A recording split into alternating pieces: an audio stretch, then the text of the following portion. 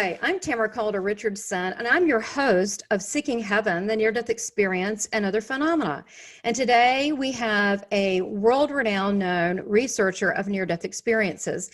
And I would like to, first of all, tell you a little bit about our speaker before I professionally bring him on. And that would be Dr. Jeffery Long. And let me go into, I'll have to cut that out. So let me say that again. So today we have a world-renowned researcher of near-death experiences, Dr. Jeffery Long. I'm going to tell you a little bit about him, and then I will bring him on and we'll have a nice chat. He has a special presentation for us. So Jeffery is a radiology oncology physician. He's still practicing, and he wanted to know if near-death experiences were real. And after 4,000 plus near-death experience research on this phenomena, the answer would be yes. He is the author of the New York Times bestseller, Evidence of the Afterlife, The Science of Near-Death Experience.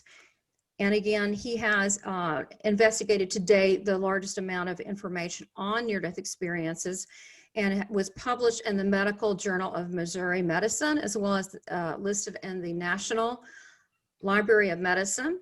He's also, as I said, an NDE researcher and also a medical doctor. He has appeared on national TV shows that you might have heard of: The O'Reilly Factor, NBC Today, ABC with Peter Jennings, Dr. Oz, the History Channel, the Learning Channel, and National Geographic. He has also been a guest of the New York Academy of Sciences. So I know that he's also working on something new, and I don't know what's going to be released, and we're going to find out, but it is called The Veil, and is a documentary that he is an expert, a specialist in, that they have him on this documentary, which explores the religion and science of those who have died and come back, and what they have to teach us about life after death. So welcome, Dr. Jeffery Long. So today you have a presentation of some of the findings that you have found over the years with the near-death experience phenomena. So I believe you're going to show some of that to us today, correct? That is correct. We've got a lot to talk about, so hold on to your hat as we go right through this here. Okay. So if you're ready, away we go. All right. We're going to talk about the first of all, as a matter of introduction, Tamara. Yes. Over 20 years ago, I formed the Near-Death Experience Research Foundation, and there its URL. And my main research interests have been evidence of the afterlife and God in the afterlife and near-death experiences. So the good news is you don't have to buy these books. We will be glad to show them to you as we go along in today's presentation here. Oh, but you can buy the books because they are very good. And I also wanted to mention too that you've also founded the After Death Research Communications Foundation and the Out of Body Research Foundation. Is that correct? Yeah, it's not just near-death experiences. You're right, Tamara. We look at all related experiences, and it's been an amazing journey between all three websites and the research that we do there. We've received literally over 10,000 experiences in over 20 years. So we have a lot to talk about, but near-death experience has always been near and dear to my heart, shall we say. When I published Evidence of the Afterlife back a good many years ago, within days it became a New York Times bestseller, and good gosh, that changed my life. I've been on the NBC Today show 3 times, and as you mentioned, quite a few other major national venues. And this was a small town here, Houma, Louisiana, where I practice. Is a town of under 30,000, and ended up talking to probably just about every community group in the whole area. That's wonderful. And, it really is, Tamara, and I was really happy that how well received it was. People are literally, as you know, Tamara, hungry for this kind of information. Oh yeah, well, absolutely. Just to bring everybody up to speed, what's a near-death experience? Well, in my research, it's defined as, of course, you're near death. You're so physically compromised that you're unconscious, or maybe clinically dead with an absent heartbeat or breathing. Now, by being unconscious, as the very dictionary definition indicates, you should not have any remembrance at that time, and yet people do have a remembrance, and that remembrance forms the experience. Now, I want to emphasize, Tamara, no two near-death experiences are the same, but when you study any number of them, you see a very consistent pattern of elements. That is, what happens during the near-death experience. And Here's just a real quick list of what happens. Often the first thing during a near-death experience is what's called an out-of-body experience. You're suddenly unconscious or clinically dead, and consciousness rises above your body. And by that I mean it's what you can see and hear. And from that vantage point above their physical body, they see ongoing earthly events, which often include the frantic efforts of others trying to resuscitate them and bring them Yes. back to life.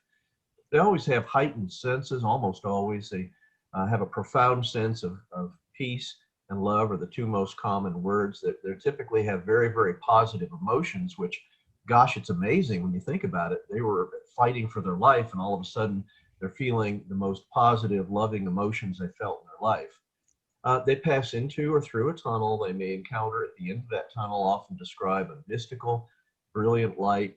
They're in, at that point, typically an unearthly realm, which is aptly called heavenly. They may encounter their deceased loved ones. These are joyous reunions. And yes, pets are also encountered, deceased pets.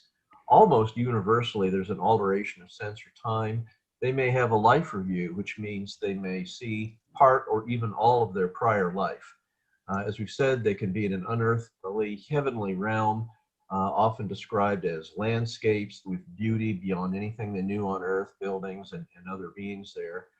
They may describe they learn special knowledge while they're there, something that would have been impossible for them to know on earth.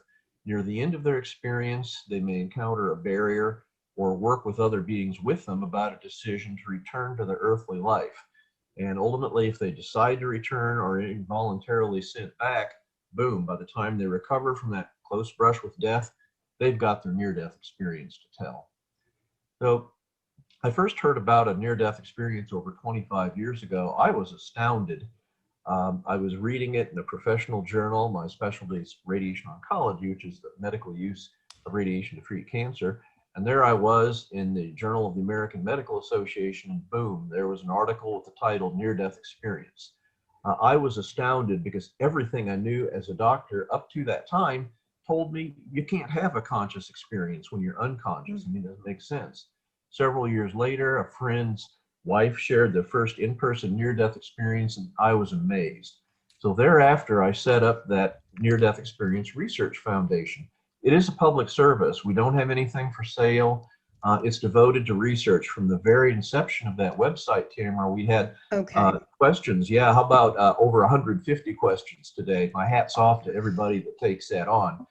But we've now had thousands of near-death experiences researched and posted on the website.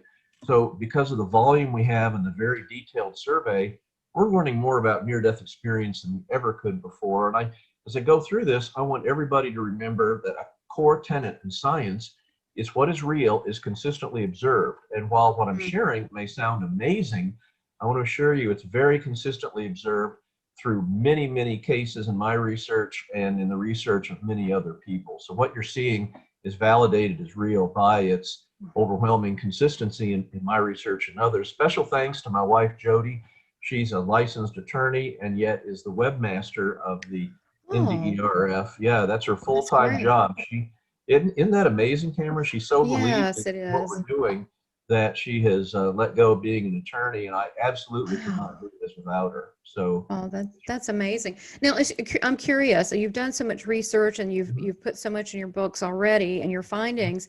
And of course, I know that you're still living, you're still observing, you're still researching. I will be excited when we can, hopefully, you will take on maybe multiple near-death experiencers and see, why is that, and do they have things in common? So that's something I'm interested in. And certainly, I know you, having had multiple near-death experiences, undoubtedly you're interested. Tamara, I literally have a list of about 50 different projects I could do for near-death experience research. I'm working part-time now, but maybe when I have a chance to actually really retire, that would be very interesting to look at. We have scores and scores of multiple near-death experiences occurring in the same person, which is that's multiple people, typically 2 or more near-death experiences. So that's wild. Now, this is interesting. In 1982, Gallup survey found that an estimated perhaps as many as 5% of adults in the United States had a near-death experience. And from some research I've done investigating literally decades of prior research in near-death experience, we really can't predict at the time of a life-threatening event who's going to have a near-death experience or what the content will be. Near-death experiences, Tamara, can happen to children and adults. Physicians and scientists have reported, clergy, the religious, and interestingly, atheists. And those that have never even heard of near-death experience or don't think anything like that could ever happen to them, all have reported near-death experiences by many, many cases. Now, the significant majority of people that have that close brush with death do not have a near-death experience. Only about 10 to 20% of people that nearly die have a near-death experience. 80 to 90% have no experience and no recollection of that time of unconsciousness. Again, we're not 100% sure why that is, who gets an NDE and who doesn't, although of course I have hypotheses. Well, really the bottom line is anybody, anytime can have a near-death experience, which is amazing. Here's how we don't do our research. So for here, this would be a light at the end of the tunnel, and that is labeled a fake near-death kit. So don't worry, that's not how me, or I would add any other near-death experience researchers do it, although it's cute. Mildly amusing. You know, Tamara, I wasn't alone in my research. There have literally been hundreds of prior scholarly articles about near-death experience published in the leading medical and scientific journals. It's really basically mainstream in that regard. Now, again, what I'm going to say is remarkable. Please understand, as I share about near-death experience, what I'm sharing is typically corroborated by many other prior research studies, typically with smaller numbers of people studied and published in prior scholarly studies. So this is really validated by my own and other people's research as to what happens in near-death experience. Well, good gosh, remember I said near-death experiences happen when you're unconscious or clinically dead? You shouldn't have any consciousness, but that's not what we observe in near-death experiences. They have crystal clear consciousness usually.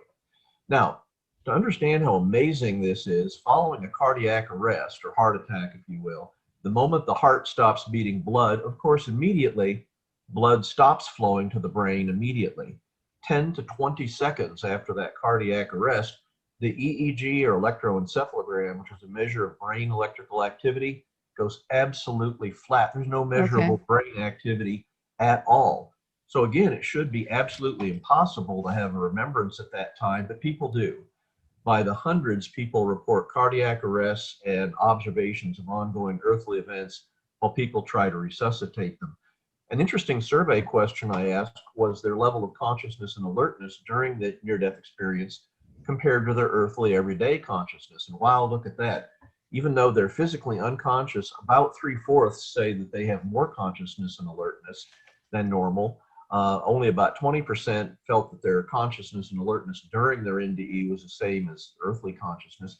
And only 5% felt during their near-death experience they had less consciousness and alertness. So bottom line is, most of the time, people have more consciousness and alertness and often tremendously accelerated consciousness. Amazing that these people are unconscious or clinically dead while this is going on. The other thing that's interesting about consciousness and near-death experiences is that by over and over you hear them describe that their remembrance of their near-death experience is absolutely verbatim the same down to the fine details.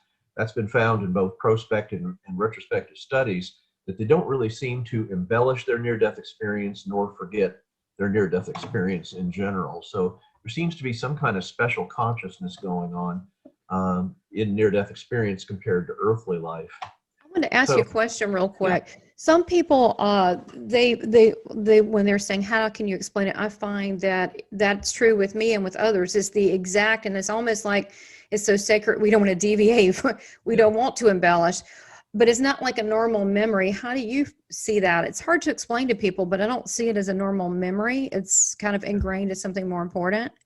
Yeah, I think that's a critical part of the fact that consciousness is at its core an unearthly type of consciousness. This is, you may not remember, Tamara, what you ate for breakfast a week ago. Don't. You can, okay, join the club, but you can darn sure remember your near-death experience happening years ago.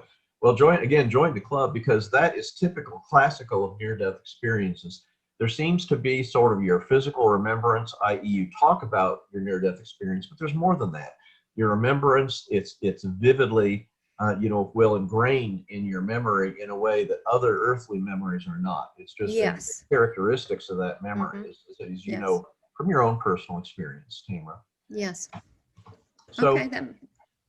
another line of evidence for the reality of near-death experience is, remember we said that what initially recurs in many near-death experiences, that out-of-body experience. Their consciousness rises above the body.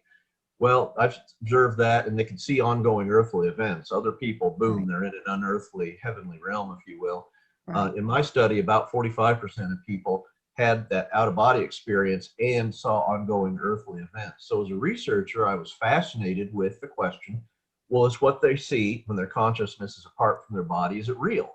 Is this hallucinatory, what they see, what they hear, or is it real? So I wasn't alone with this. There was a prospective study, two of them by Sabam and Sartori, all suggesting that indeed what near-death experiencers were describing was real. The other major study behind mine was done by Dr. Jan Holden, who reviewed all published out-of-body experience accounts in near-death experiences and found that in 92% of these published cases, 92% of the time, the observations of earthly life were absolutely accurate with no inaccuracy whatsoever. So that is really amazing to me that what they see is literally real. And then in my study with 287 people having these out-of-body observations, I was a pretty stringent researcher on this. If there was any error whatsoever in what they saw, it went into the not real box. That was actually Dr. Holden's methodology too. But even with that stringent criteria in my study, 97.6% of what they saw was without any inaccuracy, either described by the near-death experiencer or what I could tell from looking at it carefully. And in fact, interestingly, when near-death experiencers go back to verify what they saw, because they're so amazed that they had these observations, virtually all the time they find things exactly as they saw them or heard them. Now, interestingly, we have many, many accounts where there's out-of-body observations very far from the physical body. For example, they may code in the operating room, consciousness may leave the operating room, and we have one account that we presented in the media where they were able to see and hear what their family was talking about in the hospital cafeteria, unaware of that crisis in another part of the hospital. When they came back and asked their family if what they saw and heard was accurate, it was accurate down to the finest detail. So again, that is absolutely impossible and very powerful evidence that near-death experiences are, in a word, real. Oh boy, here we go. If you're reading this, well, we don't have to worry So about cute. that. Yeah, once again, here's how we don't do it. So you don't have to worry about that, anybody watching this. That's not how we do it. Here's another line of evidence for the reality of near-death experiences, and that's near-death experiences in the blind. Now, the blind can vary. You can be born blind or develop blindness later in life. You may be partly blind or legally blind or absolutely 100% blind. But certainly the most powerful line of evidence for near-death experiences was a lady named Vicky, and there's been one or two others, but Vicky was born totally blind. To her, vision was unknown and unknowable. I've interviewed Vicky in detail, and she had remarkably accurate visual experience during her near-death experience. First time in her life she was able to see. She had that out-of-body experience. Can you believe that, Tamara? Well, yeah, I can't. Can you imagine? Yeah, well, it gets more interesting. What would you think, Tamara, if for the first time in your life in your early 20s, you suddenly had vision? What would you feel? What would you think about that? It would probably be euphoric.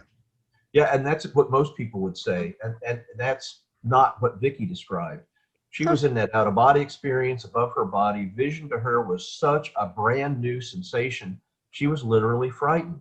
She was frightened of this new, unexpected, sudden vision. And it was only when she correlated this body she saw down below her by the feel of her long hair. That would be more like you, Tamara, than me. But anyway, she had very long hair. And she correlated a ring that her father had given her. And only when she could correlate her prior sense of feel had led her to understand with her newfound sense of vision, wow, that was her down below. So she went through to have a very detailed, highly visual near-death experience. And that is, of course, absolutely impossible unless there's something going on with sensation of vision or awareness outside of physical brain function. Did she come obvious. back with any sight at all? No, she did not. She did Hmm. not have any healing whatsoever and Hmm. remained blind the rest of her life. So that was, and I actually have a small series of people that are legally blind, and in every one of this small series, they describe their vision as being perfect, seemingly even super Wow. normal. So, once again, here you are, Mhm. unconscious or clinically dead, legally blind, and all of a sudden you can see better than you ever Yeah, have in your that's life. So proof. That's a lot of proof right there. that's Yeah. yeah, that's I would say just that alone would be proof, but Yeah. there's more. Remarkably, skeptics seem to blow through all that, which is bizarre. Oh, No, here's a good yeah. example. Speaking of being blind, Marta G was 5 years old when she was blind, and she was wandering around her lake. And mothers, keep your small blind children away from lakes. So Ugh. this is what she fell into the lake, and here's Marta G's own words. I slowly breathed in the water and immediately lost consciousness. A beautiful woman dressed in bright white light pulled me out and, looking into my eyes, asked me what I wanted. I was completely satisfied and could think of nothing until it occurred to me to take a trip around the lake. I did so and saw detail I would have never seen in real life. I could go anywhere, even to the tops of trees, by simply intending to do so. I was legally blind and for the first time saw leaves on trees, birds' feathers, Wow. birds' eyes, details on telephone poles and in people's backyards that were far more acute than 20/20 vision. Tamara, I mean, we would Mm. not be impressed with details on telephone poles and what's in people's backyards, but I can assure you, if that's the first time you've seen that in your life with vision during your near-death experience, that's awesome, and that's what Marta's describing. Oh, absolutely. Plus, if it's actually factual, then that's proof. Yeah, well, I yeah, mean, I mean, I agree. It's the old white crow argument. If you have exactly, if there's one white crow, not all crows can be black. So if you have one person that can see during their near-death experience and it's beyond medically inexplicable, that yes. alone is proof. But there's more. So again, like I said at the beginning, hold on to your hat. Now, we have a series of near-death experiences that occur under general anesthesia. Obviously, under that blanket of sleep, it should be impossible to have a near-death experience. And yet, sometimes during general anesthesia, mercifully rare, the heart stops beating. And don't forget, Tamara, that's very well monitored when you're under general Oh, I'm anesthesia. sure. So very clearly, Oh, we know that their heart stopped, and that's well documented. Okay, it should be doubly impossible to have any conscious experience. You got general anesthesia and your heart stops. Well, guess what? I studied 23 near-death experiences that occurred under general anesthesia. They absolutely do occur, and they had typical content. In my survey, there's 33 questions pertaining to the elements, what happens during the near-death experience. And in the group that had their NDE, and I'll use the abbreviation, by the way, NDE for near-death experience, yes. in their group that had their life-threatening event, their heart stopped during general anesthesia, in comparison to near-death experiences under all other circumstances, 32 of the 33 elements occurred equally in both groups. There was no statistical difference.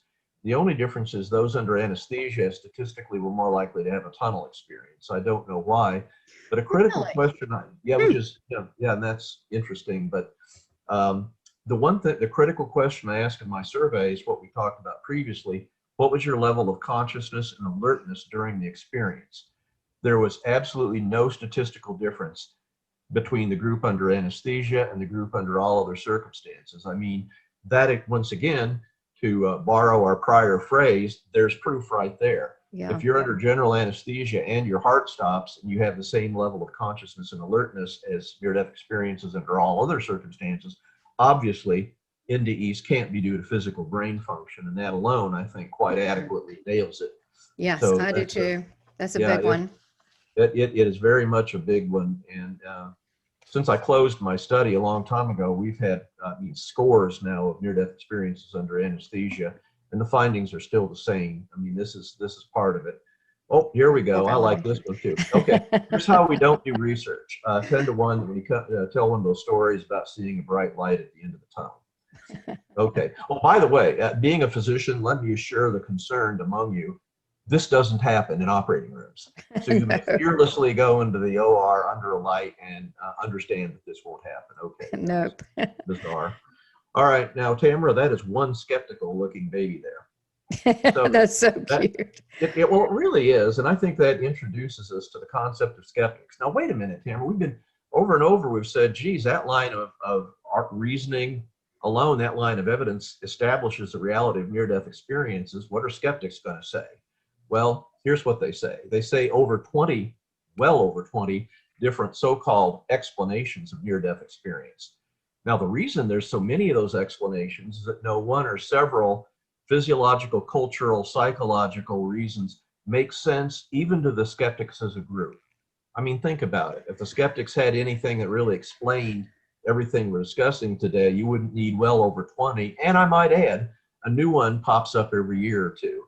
The bottom line is skeptics can't explain anything that you're hearing about the lines of evidence of near-death experience, let alone the totality of all evidence. So skeptics go on being skeptical, but shoot, Tamara, you and I think hopefully virtually all your listeners are going to know the truth. Yes. Do you ever go up against that with panels or any of this thing, or have any kind of skeptics contact you?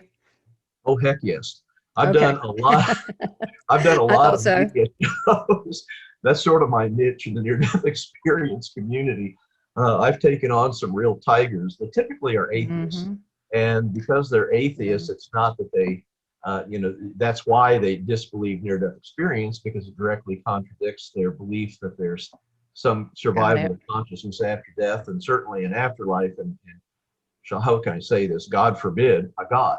So they've taken me on, and as you may not be surprised, Tamara, I've never lost a debate. No, I was going to say you're the right person for the job. Yeah, it's been a real adventure sometimes.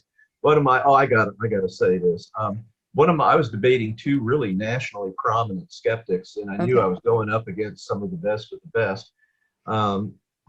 So I decided I would disarm them. So the very first thing I said in the radio show was, I told the host, you know why atheists don't believe in the mathematical expression of polynomials? And the radio host goes, no, why don't they? And I said, well, obviously, atheists don't believe in higher powers. And there was a ha, ha, ha, ha, ha. It was a little ha, but it rattled the atheists so bad they couldn't really get their act together. And I was, Oh, that's good. Yeah, throw them off their game. Yeah, that was actually downright funny, and they were. Oh, by the way, I mean, shoot, Tamara, you and I think most people, about everybody in the NDE arena has a sense of humor, but well, the atheists I've debated, not so much. Oh, really? They're very serious about this. Well, I think it's very hopeful news to people to see that life does go on, and what a party pooper for someone to say, no, it doesn't, and there is nothing but blackness, when there's so much proof that is not the case. Yeah, well, as a scientist, I just want to know what's real. And gosh, as I've done my research, as you can vividly see as we talk today, near-death experiences are for real, along with their overwhelmingly consistent of an afterlife. Well, let's leave that skeptic picture there and move on to some other lines of evidence. I mentioned earlier about the life review, where you may see part of their prior life show. Now, it's absolutely fascinating. Shoot, Tamara, these people may be unconscious or clinically dead for minutes to many minutes, and yet here they are reviewing their entire prior life. That's an excellent example of the tremendous acceleration of consciousness that occurs in near-death experience. Right, that's fascinating. And often they may be aware of, especially if they have a full prior life review, memories when they were a toddler. Of course, they don't remember that, and every time I've seen near-death, with I think with one exception, n equals 1, but like other than that, scores of times, when they went back to validate what they saw or invalidate, check it out, typically with their parents. Did this really happen? Every single time, what they'd long forgotten is validated by their parents as a real life experience they had, and they saw in the life review, but had no remembrance of it in their earthly life. So that's amazing. Yes, it is. Yeah, and by the way, fear not the life review. I have to say that to community groups down here who are very concerned that they've done some things you're not proud of. Right. It's important to note throughout all the life review, essentially never is there any external judgment. It seems to be informative, a learning opportunity for living the rest of your life. And if you have a life review, it is absolutely nothing to be feared. So that was one of the very first questions I had when I first gave this talk in public down here in my local community. I would imagine. There was a lot of people worried about that. So I understand that. Right. Now, you can encounter deceased loved ones I mentioned that. An interesting research question I had was, okay, how many times do you encounter people that are alive? I mean, if you lose consciousness from any other, if you have any hallucination, dream, altered state of consciousness other than an NDE, you're almost certainly going to encounter people that are alive at the time. It'll be the bank teller you did business with, or the family member you said hi to as you headed to bed. Well, that's not true in NDEs. Only 4% of the time when they encounter people are they alive at the time they had the NDE. That means 96% of the time they are truly encountering deceased people, usually deceased loved ones. Interestingly, we again have a small series of encountering siblings or relatives they never met and had no idea what they looked like, that they even existed. Oh, that's fantastic. Okay. I didn't know who they were, and then I found out later on that the names, I was related to them. Yeah. Oh, wow. Yeah. Yeah, well, thanks for sharing that, Tamara. If I had a nickel for every near-death experiencer that said they saw someone that seemed familiar, and then later in life went through a picture album and then said, wow, that was it. It was great Uncle Joe or somebody. That's fairly common, actually, in near-death experiences. So I'm glad you've had that. Certainly children can have near-death experiences. I studied near-death experiences in kids age 5 and younger. The average age was 3.5. Now, that young a kid, understanding about death is almost unknown. They don't have typically fixed religious beliefs about death. Certainly, almost certainly have never heard about near-death experience, or wouldn't understand it if they had. And yet, when we went back to those same 33 elements, what occurred during their near-death experience, it was identical. So amazingly, even children with practically culturally a blank slate are having identical near-death experiences with older children built. Now, the content is more specific for them, especially very young children. But as far as actually the elements that we talked about earlier, they are remarkably consistently observed. I had 4 of my NDEs in childhood, and then 2 as an adult. And so, yeah, I'm noticing there's differences with that. But yeah, I remember it just like it was yesterday. Yeah, that's fantastic. Well, I don't remember anything else though.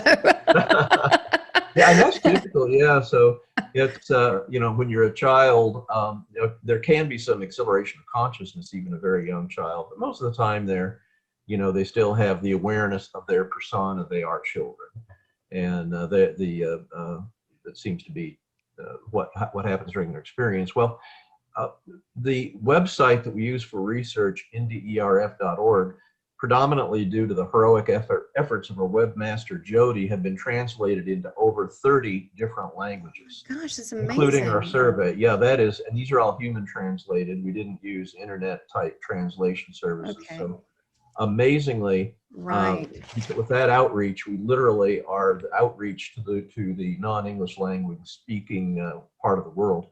So obviously we can do the largest cross-cultural study that's ever been possible. We have hundreds and hundreds of near-death experiences from all over the world, not in non-English. And may I add, when we get these non-English near-death experiences, we have a human volunteer translate them and post both the original native language NDE as well as the English translated one. And we have, like 50,000 visitors, unique visitors a month at our website. So we feel quite confident that if there's any translational errors, we're going to hear about that. Yeah, so this is still going on. This is a massive undertaking.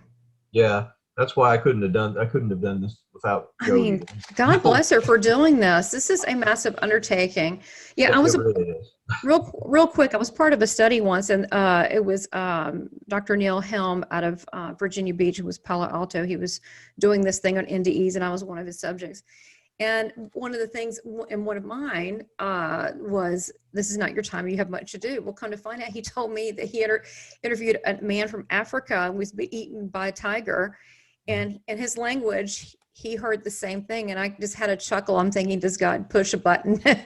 This is not your time. You have much to do. Pick which language it is. I feel like it's a cartoon. So I thought that was interesting. Yeah, it doesn't matter where you're from. And I'm sure you're aware that it's not your time, you have much to do, go back. It's one of the more common endings of near-death experiences that have ever been reported. I mean, what you experienced, Tamara, we see innumerable times. It seems to be, and by the way, the very concept, you have much to do, is a powerful endorsement that what we're doing here in life really is important or Oh, significant. oh, that just, wow, that hit me. That's true. People, we're all important. Every one of us. Yeah. Well, so certainly we found striking consistency in the NDEs around the world. But of course, as a researcher, I want to research it as tough as I can. So I looked at near-death experiences. Again, we have scores of them from non-Western countries. I mean, these are places that are radically culturally different than the United States in general. And again, when you look over the scores of experiences shared from non-Western countries, the content appears strikingly similar. And may I add, I've got one published study and another one that's pending publication in the Journal of Near-Death Studies from my co-researcher who's in Iran and looking at Iranian Muslim near-death experiences. And once again, and we published this, the content seems to be strikingly similar. So that's really interesting. Now, the implications are enormous, Tamara. It doesn't seem to make any difference whether you're, say, a Muslim in Egypt or a Hindu in India or a Christian in the United States. Anywhere on the globe that you have a near-death experience, the content is going to be strikingly the same. So I think it's very obvious that wherever we are on the planet, we are literally spiritual beings having a human experience. And we have that common thread, that bond of all of us around the world through the near-death experience, which is striking. Not surprisingly to you, Tamara, near-death experience has a huge impact on your life. Well, join the club. That's almost everybody that has a near-death experience has some substantial changes. What we've seen in both prospective and retrospective studies is, wow, this is, you almost hate to say duh, but obviously they have an increased belief in the afterlife because they know what happens after they die. There's an afterlife. So not surprisingly, all our surveys find a greatly increased belief in the reality of an afterlife and analogously a reduced fear of death. I mean, if you know what lies ahead, a blissful, wonderful afterlife for all of us, well, you may fear the dying process, but you know darn good and well from personal experience what lies beyond death's door, and it's very positive. Now, a common after effect is people value loving relationships. They may leave unloving relationships interpersonally or with their job and go seek out jobs or personal relationships that have their increased value of manifesting love. And they can be less materialistic and certainly, obviously, an increased belief in God as well. So, Tamara, I suspect some of that has a ring of familiarity in your own. Oh, yes, all of it. Okay. Yeah, which is it, when you're less materialistic and you look at relationship, it doesn't really fit in this world, so it's difficult sometimes. Yeah, I know. It's tough. You have to be a little careful with the less materialistic values that can come back and bite you in a materialistic world. But we'll do our best, Tamara, you and I, to go forward. But here's another, so we're done with 9 lines of evidence I published in my first book. Here's a 10th line of evidence. Jesus, if we need more. So I asked in a survey question very directly people that had NDEs, how do you currently view the reality of your experience? Oh my gosh, look at that. 95.5% of those 4 options selected that their experience was definitely real. Less than 5% probably real, and less than 1% of people that had a near-death experience thought their NDE was probably not real or definitely not real, which is astounding. And I think it goes without saying, but I'll say it, out of people's respect to generally understand reality, if skeptics want to represent that NDEs are not real, the burden of proof is really on the skeptics to present strong evidence that NDEs are not real. And gosh, they haven't even come close. So that's strong. Then, of course, shared near-death experiences are interesting. Geez, 2 or more people having a simultaneous life-threatening event. We have at least 15 that I've investigated. They absolutely do occur, and these are typical near-death experiences, but with a huge difference. That is, they're sharing their near-death experience, this consciousness apart from their body, this journey to the unearthly realm, with another person who is having a near-death experience at the same time. So let's clarify what I mean there. William M., again, in his words, I was taking my girlfriend to her parents' home in Welland. I went to sleep while driving. Then I was aware that we were out of our bodies and quickly heading up towards space, holding hands. We flew straight up for a minute or so. we started to see a park or countryside-like landscape. Suddenly, we were intercepted by four creatures. Two flanked each of us and began to gently separate us, that is, from holding hands. Oh. They overwhelmed us with a feeling of the highest love and compassion that was well beyond anything we could experience on earth, a divine love. We therefore had no resistance to their effort. I recall feeling sort of like a baby in mother's arms, but it's hard to accurately describe. Two of them moved her upward toward the distant landscape, and two moved me back downward. I felt so much love, peace, and comfort that I wanted to protest and say, no, please let me stay here. But hearing inwardly, without ears, or psychically, that I could not stay. Next, I could see my car in flames for maybe about a quarter mile up above. I felt a sensation of falling and awakened in the car. The front was on fire. I moved her from leaning on me as she was when I fell asleep, knowing that her body was an empty shell. I had left her above with those beings. And indeed, her fiance, which was at the time, It's had died. beautiful. I mean, it really sounds kind of romantic. I mean, to me, I mean, it's really sacred and a beautiful story. And yet there it is, some of the strongest evidence with a number of shared near-death experiences. Now, of course, people that share their near-death experience, like you, Tamara, well, you survived. You came back to life and went on to share it. But when you have a shared near-death experience with somebody who's permanently, irreversibly dead, these shared near-death experiences are some of the strongest evidence that what we observe in near-death experience really seems to be that initial pathway that people go down when you permanently, irreversibly die. And by the way, this is one of the more gripping near-death experiences we've got. So it's just packed with emotion. Oh, it is. Have you ever in your practice experienced anything paranormal or with someone's passing at all yourself?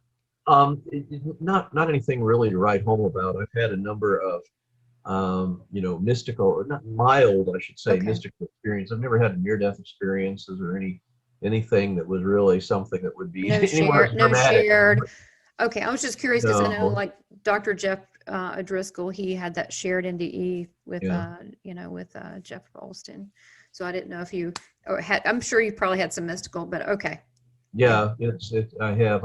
As radiation oncologists, we typically don't attend to people while they're dying. That's more other medical specialties. Or Yeah, allied hospice. specialties. So Yeah. I'm not really around a large number of people that are Mm. actively dying. So I've never really had the Right. opportunity, I guess you could Yeah. say. So, Okay. well, here's some latest research. Okay, well, Tamara, I'm sure you're convinced from all the evidence. Is there an afterlife? Well, it's evidence-based, powerfully evidence-based. Yes, there is an afterlife. Okay, well, fine. If there's an afterlife, well, what can we learn about it? Yeah. And here's what we go on. In my latest research, given the established premise that near-death experiences are real and obviously evidence of an afterlife, my obvious next question was, well, what deeper messages have we? What more can we learn from near-death experiences? So this is where the research really got exciting. I was aware that encountering God is fairly common in near-death experiences, so we set up a survey question and studied it. Now, how is this for amazing? During your experience, again, the survey question we asked, did you encounter any specific information, awareness that God or a supreme being either does or does not exist? Now, I asked that in binary form to appease the skeptics, that or does God not existing. This question is immediately followed by a narrative box in which people clarify their yes or uncertain response. And essentially every one of those yes responses is responding yes. They've encountered during their near-death experience awareness that God or supreme being really does exist. And some of these were atheists, right? Oh, heck yes. Out of 330, yeah, it's as you would imagine, Tamara, if you're an atheist and you encounter God in a near-death experience, it is extremely difficult to remember. They don't. They obviously go on not being atheists, and that actually takes some courage. I mean, they have to really. It's like, how could they feel themselves? How could they be so wrong for so long? And I think we need to greet them with that radical change in belief very lovingly, because there's a heck of a lot of atheists, and for them to be known by their persona, their friends, family, loved ones, that they're atheists and suddenly change, even if it's a very positive change, can be difficult. Yes, I So agree with you. hats off to the atheists that make that change. So again, surprisingly, nearly half were aware of God. Well, what exactly does that mean? Let's talk about that. Here we have Jeremiah J. says God, and this is again from his near-death experience in his words. God does exist. I was personally in its presence while fully conscious. God is. It is of no consequence if one believes or not. God simply is. The oneness is God. It is all one in the same. God is all around us and in us on this earthly plane as well. God does not impact your life like you are a pawn or take direct control over existence here. It does not work that way. We are imperfect beings learning. Again, this gets difficult to describe in human language. The choices you make here are of importance there, and it's not necessarily like you were told in church.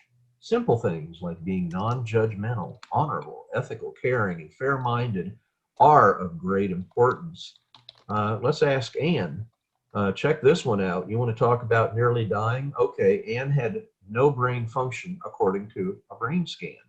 Obviously, she was not expected to live. And when she was disconnected from the respirator, and by the way, that means they're expecting them to die, because they're brain dead, I was suddenly in a dimly lit room by myself.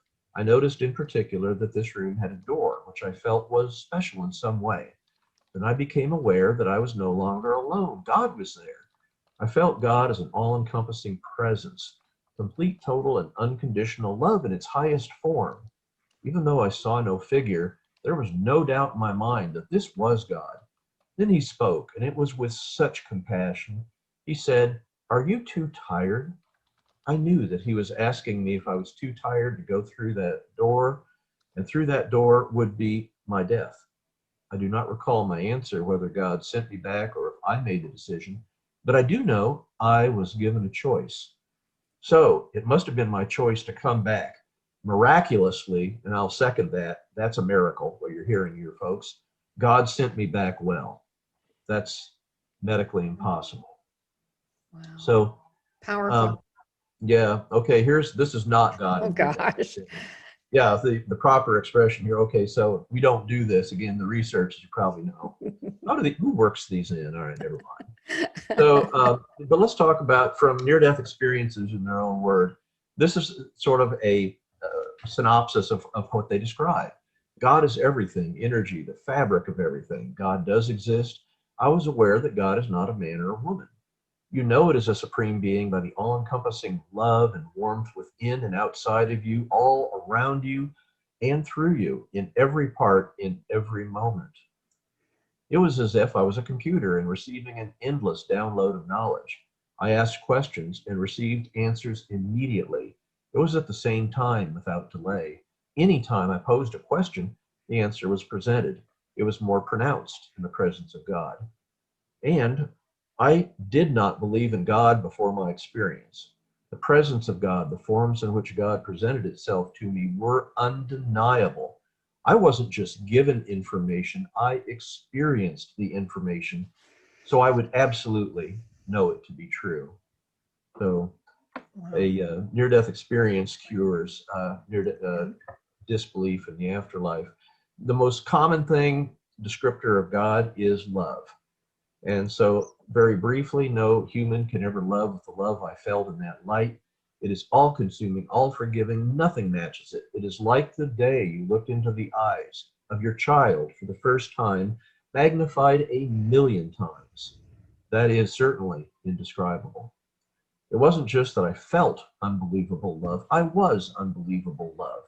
God is love, and that God was within me and all of us. I know that love is all there is and that God loves all of his children deeply and equally. There are no stepchildren in the family of God. We're all divine. God loves us all infinitely.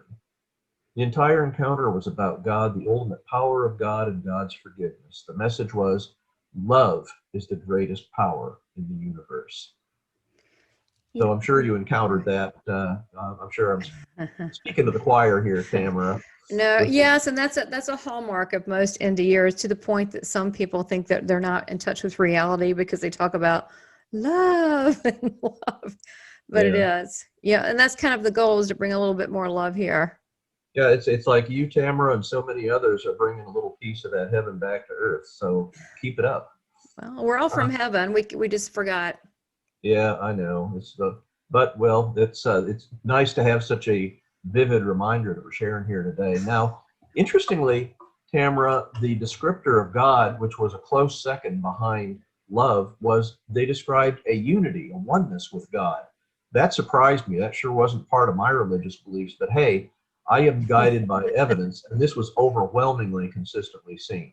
So here's again the near-death experiencer's own word. And again, I would emphasize this is during their near-death experience, not what they grew to believe before or after. I was aware of a oneness, a connection with God and all the other souls, but also individuality. I did not see God with eyes, but God was everything and everywhere. There was no separation felt in the experience. I saw the radiant sea of light that we call God, and I swam in it as one with God. There was no religious God. There seemed to be a supreme being, though I felt that we are all part of that being. We are all one. One is God. The separation of one to two is life, vividly described. So, yeah, really, these are some of the most common. I actually found the top descriptors of the near-death experience, and here's what people just talk about the most. Talk about love. There you go. Light's number one. Love. God is number three, very commonly described. And these are the descriptor words in the narrative of 866 shared NDEs. God, tunnel, earth, peace. I mean, you just reading this, you kind of get a sense of the beauty, the glory of near-death experiences. So that's unearthly. This is interesting too. Talk about one of my survey questions has to do with the existence of an afterlife. There are way too many words and numbers here, so I'll summarize it. Okay. That is, to the left is an NDE scale, 7 to 1, 14 to 20. The higher the number, the deeper the near-death experience scale. The interesting thing is the two down at the bottom of the page. At the current time, if you had the deepest NDE with an NDE scale, a research the scale of how deep the NDE is, if you have the deepest NDE, 48 out of 48 at the current time believe an afterlife definitely exists. Now, But what would be a deeper one? Someone who is out longer? Yeah, well, the NDE scale would actually be things that have basically more elements, more deeper elements. So, you know, they don't really feel separated. They know they're separated. They feel connected one with the universe. So these are just things that the research scale have as defining an NDE, if you will. But look at this down at the bottom here, among the bottom two things to the right is before what did they believe before their experience? Same people that were later to have an NDE that was very detailed. Look at the amazing shift. Only 14 thought an afterlife definitely existed, popped over to 48 definitely exist after their NDE. So this is just a sort of a vivid research with too many numbers and letters. Vividly showing that a near-death experience, especially the deeper ones, dramatically increases your belief in an afterlife. So, again, no surprise. Yeah, and you see that actually for all near-death experiences regarding how deep they are. It's just those deeper ones where you literally are more aware of or immersed in the afterlife that you cannot deny the reality of what you personally experience. So that's not a surprise. This is a nice one. Here's your fear of death. And I asked them, what was your fear of death before your NDE? And at the current time, that's when they shared their NDE on the survey. Look at that amazing reduction in fear of death after their near-death experience. So once again, you know, almost nobody greatly fears death. And the shift is overwhelmingly in the direction of people no longer having a greatly reduced fear of death, which is, again, no surprise. Now, this is interesting. We asked them how they felt in terms of compassion toward others. And here you have before their experience, greatly, moderate, or slightly, or not compassionate toward others. Look at that amazing shift at the current time, the time they shared their NDE, huge shift towards being greatly compassionate. So again, as we said, the value of increasing awareness of the importance of loving relationships. Well, there you go, folks. That's again, too many numbers, but again, drives home significant the point. increase. Yeah, with a huge survey of near-death experiencers, that's there. Well, and I'll take that and run. I cannot think of any other single life event that has that type of a dramatic shift in values. Nothing. There's nothing like that in your earthly life. It's really only an NDE that can have that kind of value shift. And here's an increased belief in meaning of life. Once again, holy cow, look at that. But Wow. at the time they had before their NDE, 27.5 thought their earthly lives were meaningful or significant. Boom, up to over 80% after an NDE. Once again, I challenge you to find anything in life that comes close as a single life event or even multiple life events that results in that kind of a shift in values and beliefs. So again, as you know, especially Tamara, from first person experience, the change following a near-death experience is for real. And that's one of the largest studies of value changes ever reported. So there you go. Yes. Just a few final thoughts. This is from a near-death experiencer. We are all part of the light. Each soul is part of the whole or God. Here's another one. Near-death experiencer says, I can't describe how this felt. I was awed, struck dumb, amazed, overwhelmed. But none of this really says what a profound experience this was. God was totally beyond anything I had ever imagined, beyond language, beyond thought, utterly beyond, but at the same time near, right there in front of me, mysteriously accessible. So I've concluded, geez, many people ask, where is God at some time in their lives? Well, after I've studied near-death experiences, I believe the answer is, again, based on evidence, God is everywhere. So again, from a near-death experiencer, I came to understand that life is an opportunity for us to express and experience love. Oddly enough, this includes those times when life turns on us. That happens to all of us. All that happens to us happens for a reason, and that reason is learning. Or life's meaning and purpose is love, clear and simple, love.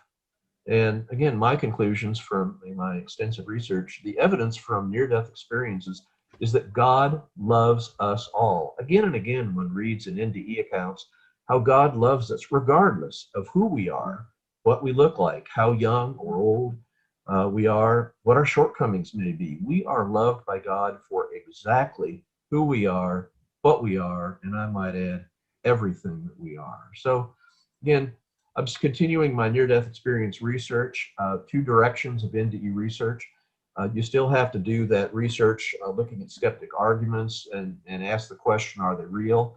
I think all of us hearing this show, and certainly me, and certainly you, Tamara, we know from evidence, personal evidence or from research, obviously NDEs are real. So given the NDE that's real, what can we learn from them? Spiritual understandings that can unite diverse religions, the reality of an afterlife, God, the importance of love. Remarkably, the unity of us with all others and with God, and certainly the powerful nature of earthly meaning and purpose that I think all of us question at one time or another is absolutely real. Well, of course, we have converging lines of evidence that near-death experiences are real with their consistent message of a wonderful, blissful afterlife for all of us. Skeptical, alternative explanations fail. Obviously, enormous implications for science, religion, and all of us.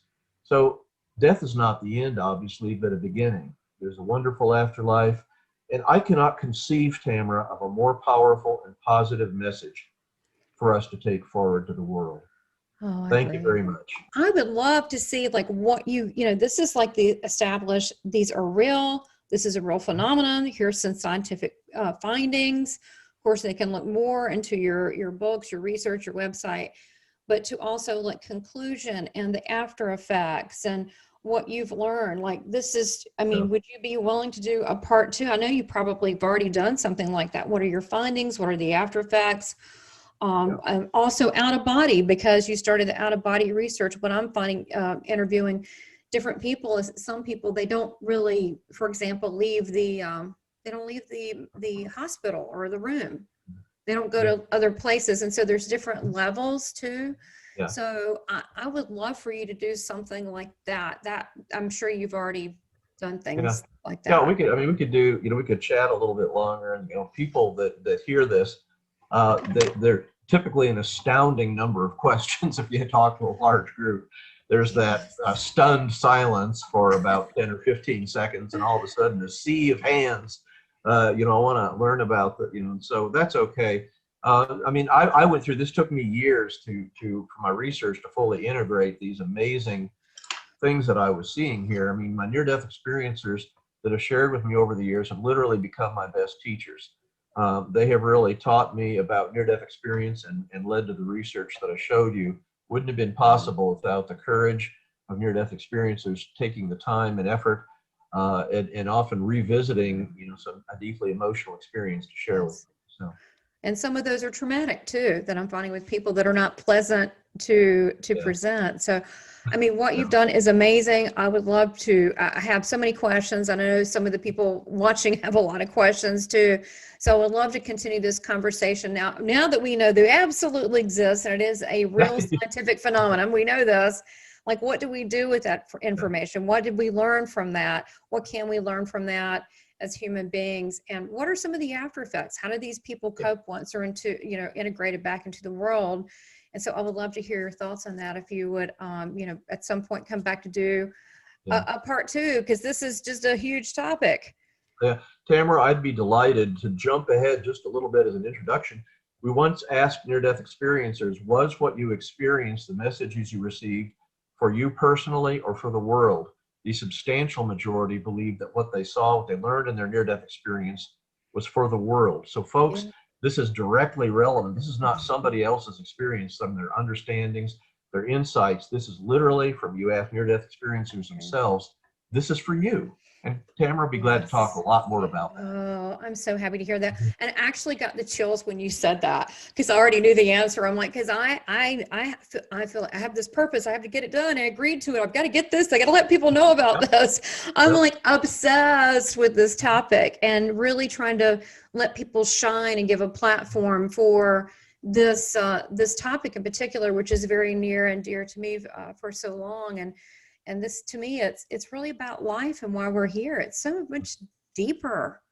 It's a big thing. It's not just the experience, but it's about all of it. So thank you for ending with that. And thank you. This was an absolutely fun and brilliant presentation of just a snippet of the massive amount of work that you've done. And I didn't realize that you were doing so much in different languages, which is even more credibility. I mean, there's just layers of credibility.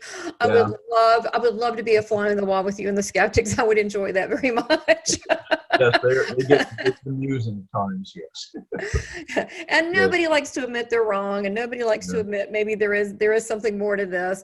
But what good news it is to all of us that there is an afterlife. So thank you so much for your time and just your work. I'm just in such awe of the work that you're doing, and who you are, and you've dedicated your life and your wife for keeping up with this enormous website with all the information that's coming and going with this website. So thank you so much.